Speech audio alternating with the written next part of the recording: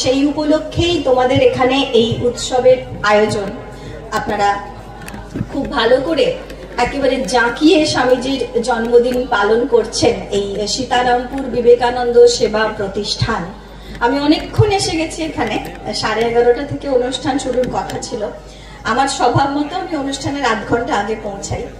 তো অনেকক্ষণ থেকেই দেখছি সবার মধ্যে বেশ একটা উদ্দীপনা, এইরকমই তো হওয়ার কথা। স্বামীজির জন্মদিন বলে কথা, সেলিব্রেশনের মুডটাই আসল। এবং সেখানে প্রচুর খাওয়া দাওয়ার ব্যবস্থাও ওইদিকে দেখাচ্ছিলেন, দেখলাম।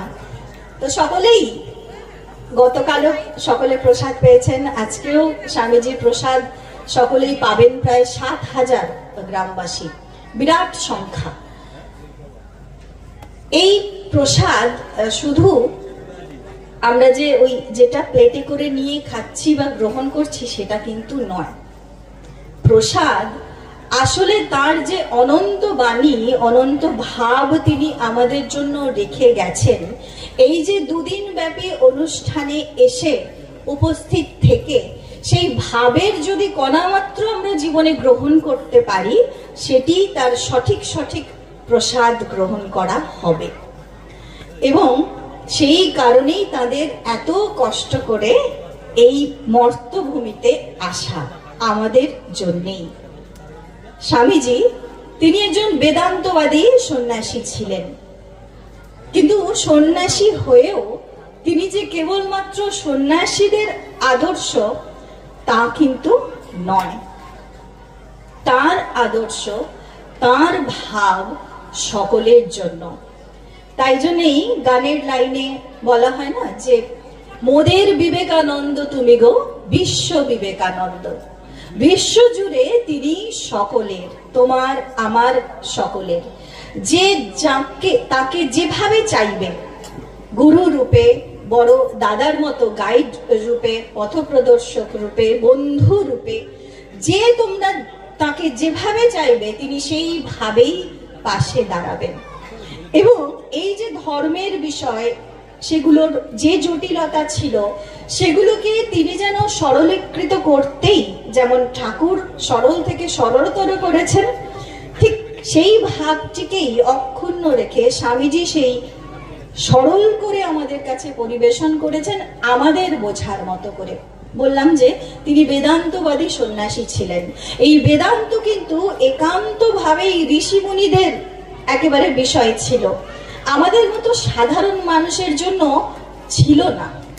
কিন্তু স্বামীজি সেটিকে বলছেন যে সেই বনের বেদান্তকে ঘরে আনতে হবে।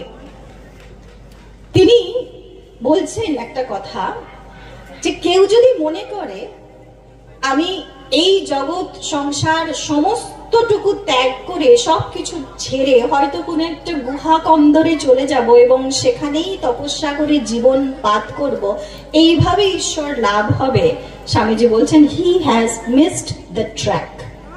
পথটা ভুল ভাবছে, ভুল করছে।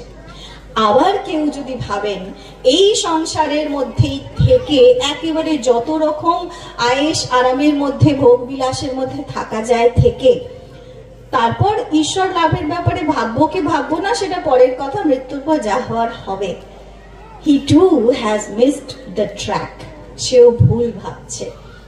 তাহলে সঠিক পন্থা কোনটা? সেই সঠিক পন্থাকে বোঝবার জন্যই আমাদের স্বামীজির দিকে ফিরে তাকাতে হবে। স্বামীজিকে একবার প্রশ্ন করা হয়েছিল যে স্বামীজি, শঙ্করাচার্য তো বলেছেন যে ব্রহ্ম সত্য, জগৎ মিথ্যা, ব্রহ্মই এক এবং তিনিই সত্য, বাকি জগৎ মিথ্যা। আর বুদ্ধদেব বলছেন এই জগৎ বহুর পারম্পর্য। তা এই বিষয়ে আপনি কি বলেন? স্বামীজি তখন উত্তরে বলেছিলেন, yes, and what I and Sri Ramakrishna have done is to show that both the one and the many are the same reality seen through different levels of spiritualization. যার বাংলাটা হলো এই, সেই এক এবং বহু, সেই একেরই প্রকাশ, একই বহু হয়েছেন। এবং যখন আধ্যাত্মিকতার বিভিন্ন স্তর দিয়ে আমরা যাই, এই সত্যকেই উপলব্ধি করা যায়। ঠাকুর বলছেন তিনি নিত্য, এই জগৎ তার লীলা। তিনি নিত্য, এই জগৎ তার লীলা, দুটোই কিন্তু সমানভাবে সত্য। তিনি কথামৃতে খুব সুন্দর করে বিভিন্ন গল্প বলেছেন। সেই গল্পের মধ্যে দিয়ে দিয়ে এই কঠিন তত্ত্বটাকে সহজ করে বুঝিয়েছেন। তার মধ্যে অন্যতম একটি গল্প যেটি আমরা খুব সহজেই বুঝতে পারি, সেই যে গিরগিটি, গিরগিটি অর্থাৎ কিনা যে কালার চেঞ্জ করে। একজন সেই গাছতলায় বসে থাকে, সে ওই গিরগিটিটাকে লালও দেখে, হলুদও দেখে, সবুজও দেখে, সব রঙের দেখে, যখন কোনো রং নেই তখনও দেখে। কিন্তু পথ দিয়ে যারা যাতায়াত করে তারা কিন্তু তাদের দেখাটা আংশিক। কেউ হয়তো যাচ্ছে, তখন তার রংটা লাল ছিল, তো সে জানে যে এই গিরগিটি এর রংটি লাল, এই প্রাণীটির রং লাল। তো আবার আরেকজন, সে হয়তো তাকে দেখেছে যখন সে সবুজ রং ধরেছিল, তো সে ভাবছে যে তার রংটা সবুজ, সবুজ মানে সবুজই, অন্য কোনো রং হতে পারে না। এই নিয়ে এবার নিজেদের মধ্যে ঝগড়া ঝামেলা। যে বলছে সবুজ, সে বলছে আমি দেখেছি ওই প্রাণীটা সবুজ, কখনোই লাল নয়।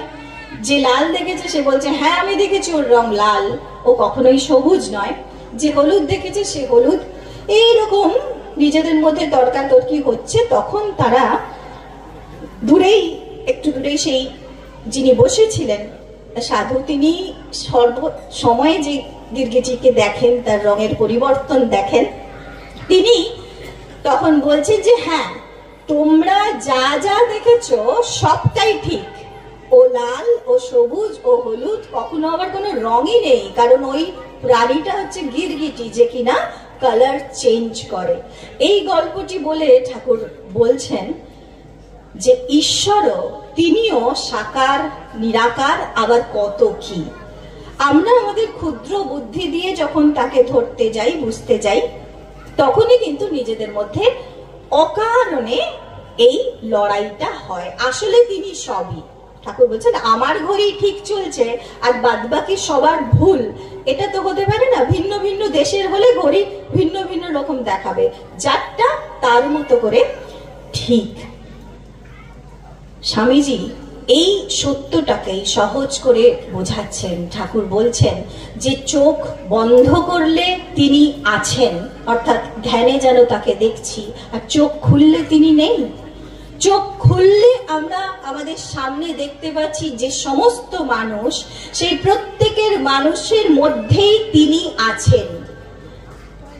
স্বামীজির কথা যে আমি এত তপস্যা করে এই সার বুঝেছি যে জীবে জীবে তার অধিষ্ঠান, এছাড়া ঈশ্বর ফিশ্বর আর কিছু নেই। অর্থাৎ প্রত্যেকটি জীবের মধ্যে তিনি, সেই জীবের মধ্যে তাকে দর্শন করতে পারা সর্বভূতে ব্রহ্ম দর্শন। মায়ের জীবনের ঘটনা। জয়রামবাটিতে জ্ঞান মহারাজ বিড়ালকে খুব একটা পছন্দ করতেন না।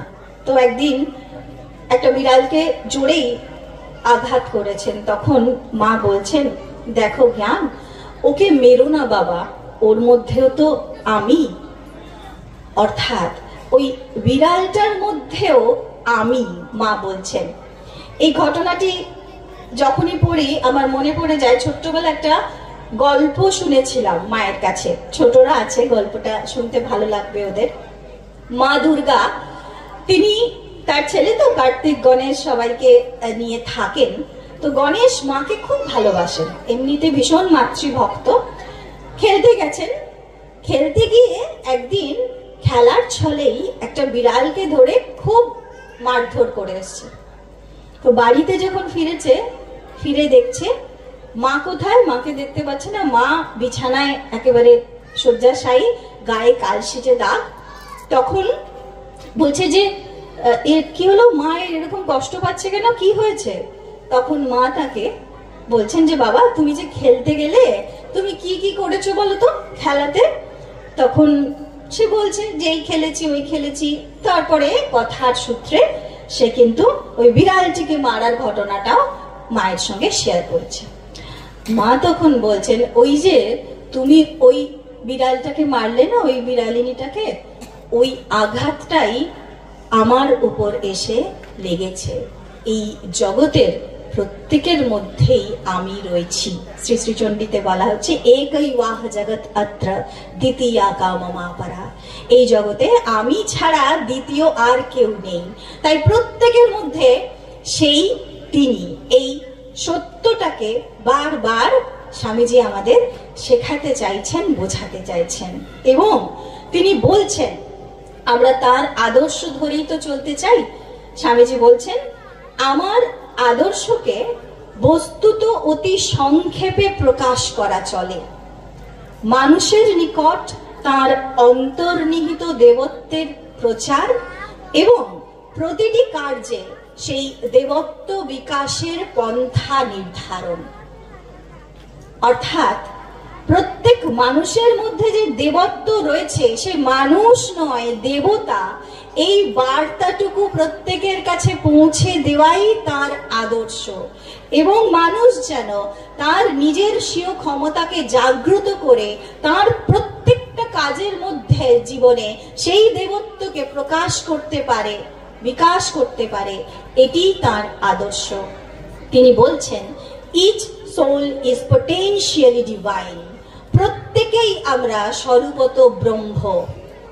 The goal is to manifest this divinity either through work or worship or psychic control or philosophy by one or more or all of this and be free.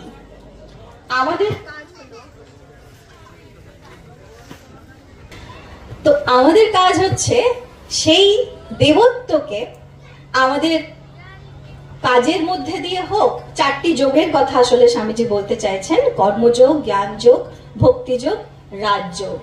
যার যেভাবে সম্ভব সেই দেবত্বের বিকাশ ঘটানো। কেউ কাজের মধ্যে দিয়ে সে হয়তো খুব কাজ ভালোবাসে, নিঃস্বার্থ কর্ম যদি সে করে তাহলেই সে ঈশ্বরের সঙ্গে যুক্ত হয়ে যেতে পারবে।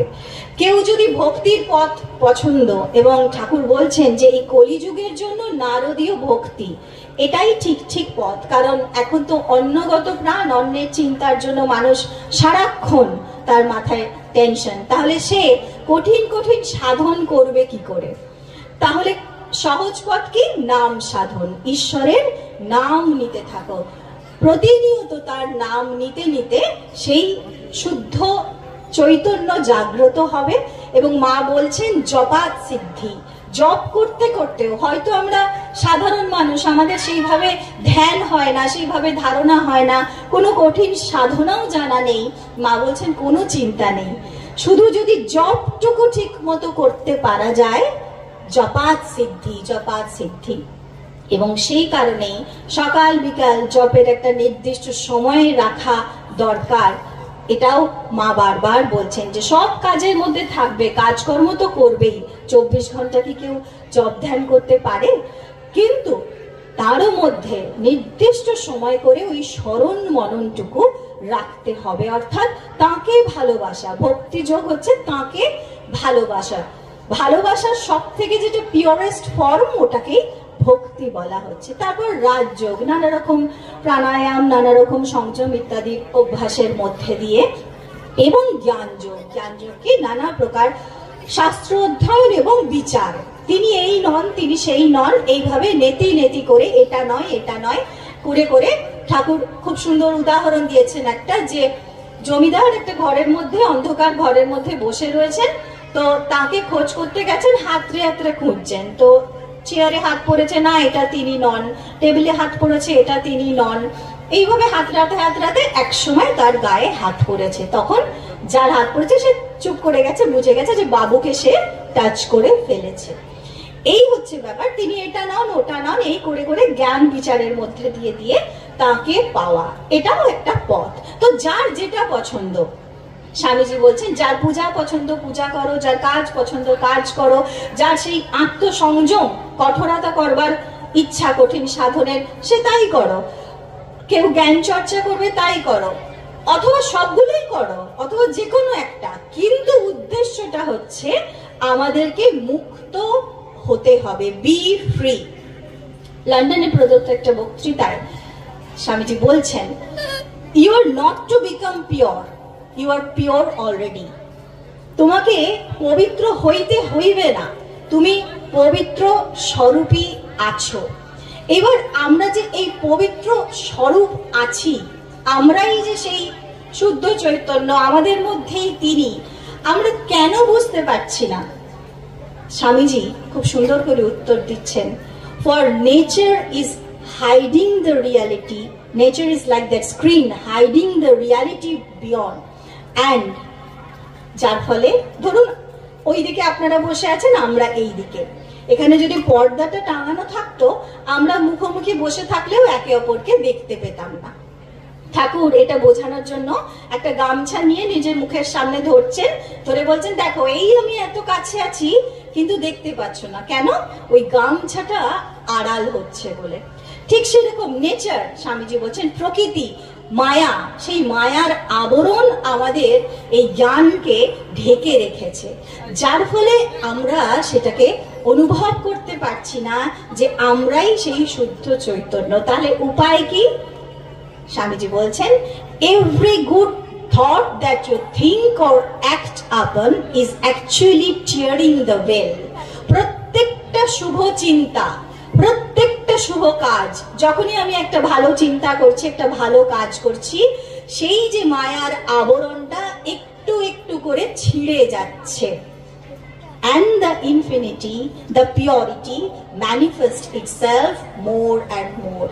সেই শুদ্ধ সত্য ভগবান তখন সেই অন্তরে প্রকাশিত হচ্ছে, আমরা তখন তাকে উপলব্ধি করতে পারছি। স্বামীজি বলছেন, আমাদের এখন সব থেকে যেটি বেশি প্রয়োজন সেটি হচ্ছে চরিত্র। চরিত্রই হচ্ছে প্রকৃত শক্তি, যেই শক্তি অর্জন করবার পথ হচ্ছে আধ্যাত্মিকতা।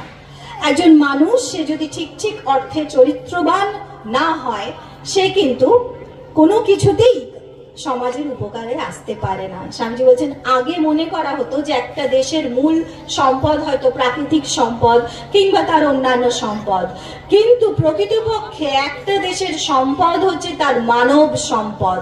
যদি চরিত্রবান মানুষ যত বেশি যে দেশে থাকবে, সেই দেশের উন্নতি তত বেশি হতে বাধ্য। এবং মানুষ কখন হব আমরা? যখন আমাদের মধ্যে কিছু কিছু গুণ বিকাশ হবে। সেই গুণগুলো কি কি? বলা হচ্ছে জ্ঞানশীল, নীতি, ধর্ম, তপ, বিদ্যা, দান। জ্ঞান অর্থাৎ আমাদের সেই জ্ঞান অর্জনের জন্য দুরকম বিদ্যাই, পড়া এবং অপড়া, সেই অর্জনের জন্য চেষ্টা করতে হবে। শীল, শীল অর্থাৎ আচার ব্যবহারে সে যেন এমন হয় যে কারোর মনে দুঃখ দিয়ে কথা বললো, কাউকে আঘাত করলো, এমন নয়। তার মধ্যে, আমাদের প্রত্যেকের মধ্যে সেই ভব্যতা থাকতে হবে। সবসময় অন্যের প্রতি আমরা যেন সহানুভূতিশীল হই, আমার আচার ব্যবহারে সেগুলো যেন প্রকাশ পায়। মা বারবার বলছেন, কখনো কারোর সঙ্গে মনে আঘাত দিয়ে কাউকে কথা বলো না বাবা। যদি কারোর পা খোঁড়া হয়, তাকে কিন্তু এইরকম ভাবে জিজ্ঞাসা করতে নেই। ঠাকুর বলতেন যে তোমার পাটা খোঁড়া কেন, যে তাকে একটু মোলায়েম করে বলো যে তোমার পাটি অমন মোড়া হলো কি করে। ব্যবহার, আমরা আমাদের কথা দিয়ে, আমাদের আচরণ দিয়েই কিন্তু মানুষের মন জয় করতে পারি, নিজেদেরকেও, নিজেদের জীবনেও ঠিক ঠিক ভাবে মনে আনন্দে শান্তিতে থাকতে পারি। যখন আমরা কারোর সঙ্গে খারাপ ব্যবহার করি বা খারাপ কথা বলি, তার মানে জানতে হবে আমি নিজেই মানসিকভাবে খারাপ আছি। আপনারা যখন খুব আনন্দে থাকেন, আমরা কোনো সময় খুব খুশি আছি, খুব আনন্দে আছি, তখন কি কখনো ইচ্ছা করে কাউকে দুটো খারাপ কথা বলি বা কারোর সঙ্গে খারাপ আচরণ করি? করি না। ভেতরে, নিজের ভেতরে কোথাও সমস্যা থাকলে তখনই কিন্তু আমাদের আচরণে সেটা প্রকাশ পায়। তাই মনের সেই ভাবটাকে যেন শান্ত রাখতে পারি, তার জন্যই প্রতিদিন মেডিটেশনের কথা মা বলছেন, সকাল বিকাল জপ করা, নৌকার হাল ধরে রাখার মতো, সেগুলো করতে হবে। নীতি, কোনটা নীতিগত দিক দিয়ে ঠিক আর কোনটা ভুল, এইটা আমাদেরকে বিচার করতে হবে। স্বামীজি খুব সুন্দর করে বলে দিয়েছেন, that which is selfish is immoral and that which is unselfish is moral. যেটাই আমাদের স্বার্থপরের মতো কাজ জানতে হবে সেটাই অনৈতিক কাজ, আর যে কাজটা আমরা নিঃস্বার্থপরতার সঙ্গে করি সেইটাই নৈতিক কাজ। স্বামীজি বলছেন যে যদি তুমি সারা জীবন কোনো মন্দির মসজিদ গির্জায় নাও বা যাও, যদি তুমি ঠিক ঠিক নিঃস্বার্থপর হও, তাহলে তুমি প্রকৃত ধার্মিক। এই হচ্ছে প্রকৃত ধর্ম, যে ধর্মের কথা স্বামীজি বলছেন। আমাদের সামনে যারা রয়েছে, আশেপাশে যারা রয়েছে, নররূপী নারায়ণ, তাদের সেবা করাই আমাদের ধর্ম, আমাদের কর্তব্য। তপ অর্থাৎ তপস্যা। আমরা যে যেখানে আছি, যেই জীবনে রয়েছি, সেই জীবনটাকে এখন যে অবস্থায় আছি তার থেকে আরেকটু উন্নত করবার যে প্রয়াস, তার জন্য যে কৃচ্ছতা সাধন প্রয়োজন, সেই প্রয়াসকেই আমরা বলবো তপস্যা। যারা ছাত্র, তাদের জন্য ছাত্রানাং অধ্যয়নাং তপঃ, ওদের পড়াশোনাটা ওটাই ওদের তপস্যা। আমরা যারা হয়তো আধ্যাত্মিক জীবনে আগ্রহী, তাদের জন্য প্রতিনিয়ত কতটুকু জপ ধ্যান বাড়াতে পারি, কতটুকু সেই স্মরণ মনন বাড়াতে পারি, দিনে দিনে একটু একটু করে বাড়াতে বাড়াতে যেন সেই সংখ্যাটাই, সেই সময়টাই বেশি হয়, এই চেষ্টায় পৌঁছাতে পারি। আমাদের জন্য এটাই তপস্যা। যে যেখানে আছে তার সেইটাই তপস্যা। এবং মনের ভাবটির পরিবর্তন। আমরা যা করছি ঈশ্বরের জন্য করছি। মা বলছেন তোমার সংসার ঠাকুরের সংসার, এটা জানবে। এবং সেটা জেনে যদি আমরা কাজ করি, তাহলে আমাদের প্রত্যেকটা কাজই কিন্তু পূজা। বিদ্যা, বিদ্যা বলতে পড়া এবং অপরা বিদ্যা, এক বিদ্যা যা দিয়ে আমরা এই অর্থকরী বিদ্যা, ঠাকুরের চালকলা বাঁধার বিদ্যা যেটিকে তিনি বলছেন, সেই সার্টিফিকেট জোগাড় করা এবং এই মেটেরিয়াল জগতে যেটা প্রয়োজন সেই অর্থ উপার্জনের জন্য বিদ্যা, আর একটা অপরা বিদ্যা, যাতে সেই ব্রহ্ম অনুভূতি আমাদের হয়, সেই যেটি ঠাকুর বলছেন আমাদের জীবনের উদ্দেশ্য, ঈশ্বর লাভ। এবং সর্বশেষ মনুষ্যত্বের যেটা গুণ, সেটা হচ্ছে দান। যে যেখানে আছি, যেই অবস্থাতে রয়েছি, মা বলছেন যার আছে সে মাপো, যার নেই সে জপ। অর্থাৎ তোমার যদি টাকা পয়সা দেওয়ার মতো থাকে, তুমি আর্থিকভাবে সচ্ছল হও, নিশ্চয়ই অর্থ দিয়েই তুমি মানুষের সেবা করবে। যার সেটি নেই, তা বলে কি তার দেওয়ার মতো কিছু নেই? নিশ্চয়ই আছে। সে জপ, জপ অর্থাৎ প্রার্থনা করো। তোমার আশেপাশের মানুষ কেউ দুঃখে রয়েছে, কষ্টে রয়েছে, অসুস্থ রয়েছে, তার কিভাবে একটু আরাম হয়, একটু সুস্থতা আসে, সেই জন্য ঈশ্বরের কাছে প্রার্থনা করো। কেউ কষ্টে রয়েছে, তার সামনে গিয়ে দুটো ভালো কথা বলা, তার দুঃখটাকে শেয়ার করা। আমরা খুব সহজে বলে দিই যে সহানুভূতি জানালাম, কিন্তু সহানুভূতি জানানো অত সহজ নয়। মায়ের জীবনের একটা ঘটনা বলে শেষ করব। সহানুভূতি ঠিক ঠিক কাকে বলে? একবার এক মাঝি বউ মায়ের জয়রামবাটির বাড়িতে আসতেন, প্রায়ই বেশ দীর্ঘ সময় আসেননি, তারপর একদিন এসেছেন। তো মা তখন বলছেন, কি গো মাঝি বউ, তুমি এতদিন আসনি কেন? সে তখন খুব কাঁদছে আর মাকে বলছে, আর মা, আমার একটাই মাত্র জোয়ান ছেলে, হঠাৎ করে সে মারা গেল, আর আমাকেই এখন কাজে বেরোতে হয়, মা আসতে পারিনি বলে সে খুব কাঁদছে। মাও সঙ্গে সঙ্গে তার সঙ্গে ডাক ছেড়ে কাঁদছেন। সে যত কাঁদছে, মাও তত কাঁদছে। ভেতর থেকে বাড়িতে সবাই এসে গেছে, এসে গিয়ে দেখছে তারা থমকে দাঁড়িয়ে পড়েছে। কি হচ্ছে? উচ্চস্বরে কান্না হলো। আস্তে আস্তে সেই মাঝি বউয়ের কান্না স্তিমিত হলো, সে শান্ত হলো। মা তখন মাথার তেল দিলেন একটু তাকে স্নান করার জন্য, তারপর তাকে একটু মুড়ি ঠুড়ি খেতে দিলেন। তারপর সে যখন মায়ের বাড়ি থেকে বেরোচ্ছে, তাকে দেখে মনে হচ্ছে তার বুকের ভেতর থেকে যেন একটা এক মন পাষাণ ভার নেমে গেছে। সে অনেক নির্ভার, তার দুঃখের ভার যেন মা লাঘব করে দিলেন। এই হচ্ছে ঠিক ঠিক সহানুভূতি, মানুষের দুঃখকে ভাগ করে নেওয়া। যদি তার মতো করে তাকে আমরা সহানুভূতি দেখাতে পারি, তখন কিন্তু সেই দুঃখ ভাগ হয়ে যায়। এইটাও মানুষের কষ্টে তার পাশে থাকা, তাকে দুটো ভালো কথা বলা, তাকে একটু হাসতে সাহায্য করা, এটাও কিন্তু দান। তো আমরা প্রত্যেকেই চেষ্টা করব এই সপ্তশীল, এগুলোকে বলা হচ্ছে 7 কোয়ালিটিজ, তো এইগুলো যেন আমরা জীবনে অর্জন করতে পারি এবং অবশ্যই ঠাকুর মা স্বামীজির আদর্শকে ধরে রেখে আমরা যেন জীবনে এগোতে পারি, সেই উদ্দেশ্য সফল হোক। মানুষ হয়ে জন্মেছি, তার সেই যে আমাদেরকে স্মরণ করিয়ে দেওয়া তোমাদের চৈতন্য হোক, সেই চৈতন্য প্রত্যেকের মধ্যে জাগ্রত হোক। তাদের রাতুল চরণে এই প্রার্থনা জানিয়ে মহারাজকে আবারও প্রণাম জানিয়ে আপনাদের সকলকে অনেক শুভেচ্ছা অভিনন্দন জানিয়ে বক্তব্য শেষ করলাম। ওম শান্তি শান্তি শান্তি। হরি ওম তৎসৎ। শ্রীরামকৃষ্ণ অর্পণমস্তু।